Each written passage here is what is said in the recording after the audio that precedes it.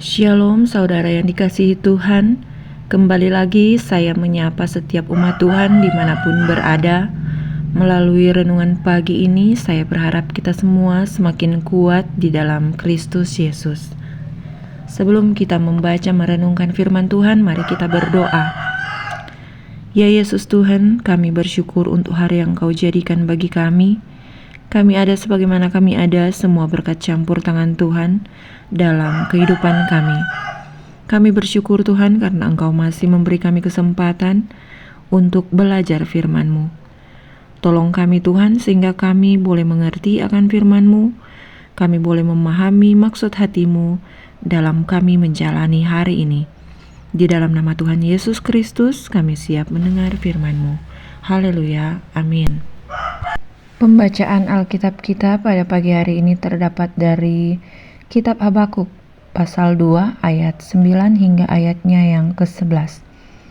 Firman Tuhan, celakalah orang yang mengambil laba yang tidak halal untuk keperluan rumahnya, untuk menempatkan sarangnya di tempat yang tinggi dengan maksud melepaskan dirinya dari genggaman malapetaka. Engkau telah merancangkan celah ke atas rumahmu ketika engkau bermaksud untuk menghabisi banyak bangsa. Dengan demikian, engkau telah berdosa terhadap dirimu sendiri, sebab batu berseru-seru dari tembok dan balok menjawabnya dari rangka rumah. Judul perenungan kita pada pagi hari ini, keserakahan mendatangkan celaan. Saudara-saudara yang dikasihi oleh Tuhan kita Yesus Kristus, sorotan gaya hidup mewah yang dimiliki atau dialami oleh seorang istri pejabat tinggi kepolisian ketika suaminya terlibat dalam kasus pembunuhan. Ini adalah kasus beberapa tahun lalu dan kita semua, saya percaya kita semua tahu akan peristiwa ini atau kasus ini. Saudaraku, dalam rekonstruksi peristiwa pembunuhan, awak media menyoroti kemewahan walk-in closet yang dimiliki oleh sang istri pejabat kepolisian ini. Walk-in closet itu adalah sebuah ruangan penyimpanan khusus yang dipakai untuk menyimpan pakaian, tas, dan sepatu, bahkan perlengkapan-perlengkapan fashion lainnya.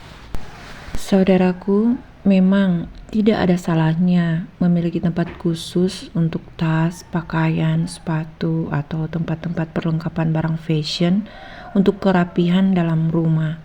Tapi, kita juga tidak dapat mengabaikan pemberitaan tentang gaya hidup mewah dengan memiliki koleksi benda-benda mahal yang ternyata merupakan hasil dari korupsi karena saat itu suaminya menduduki jabatan.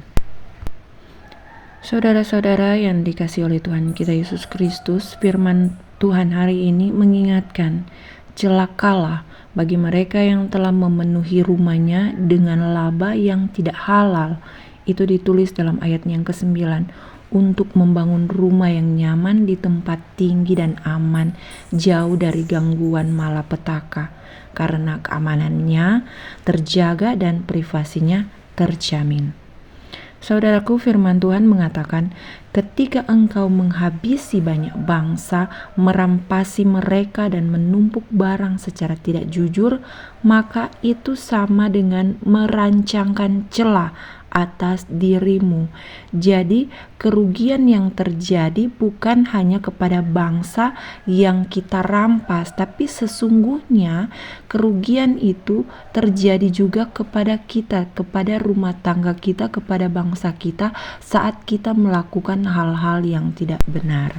Saudaraku yang dikasihi Kristus, menjadi perenungan kita, apa gunanya kita memenuhi rumah dengan barang-barang yang mahal kalau akhirnya kita tahu bahwa semua yang kita peroleh dari hasil rampasan atau hasil pekerjaan yang tidak benar itu akan mendatangkan celaan atau hinaan bagi kita. Renungan kita pagi ini berbicara tentang keserakahan.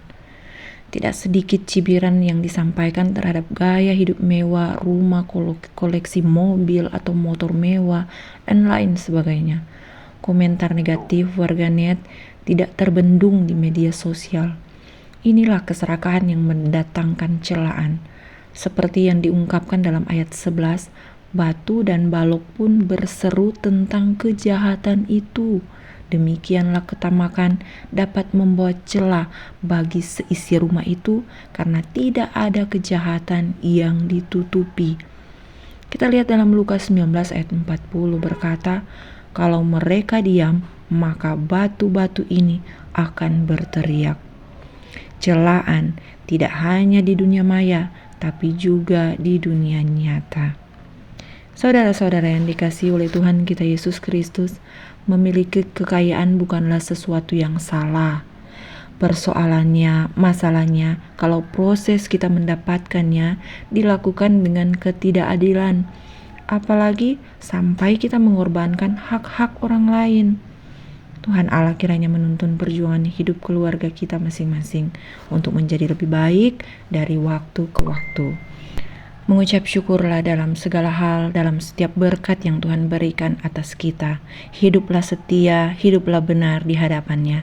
Niscaya berkat-berkat akan terus mengalir atas kehidupan kita, atas keluarga kita. Mari kita berdoa. Kami bersyukur kepadamu Tuhan untuk kasih setiamu yang tidak pernah berkesudahan dalam kehidupan kami. Terima kasih waktu dan kesempatan bagi kami telah membaca serta merenungkan sebagian dari firman-Mu.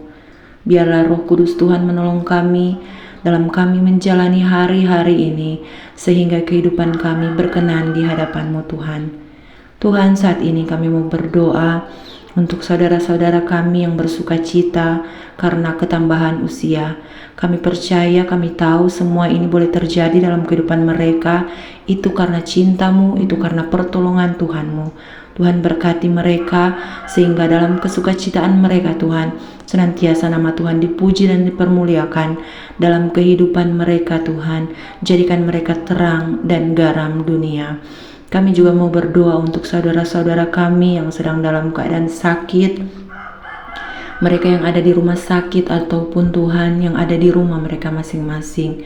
Uluran tangan kasih-Mu Tuhan dan kuasa-Mu Tuhan biar menjadi nyata atas kehidupan mereka. Engkau pulihkan, Engkau sembuhkan mereka. Berkati obat-obat yang mereka konsumsi. Dengan semuanya itu Tuhan, mereka memperoleh kekuatan.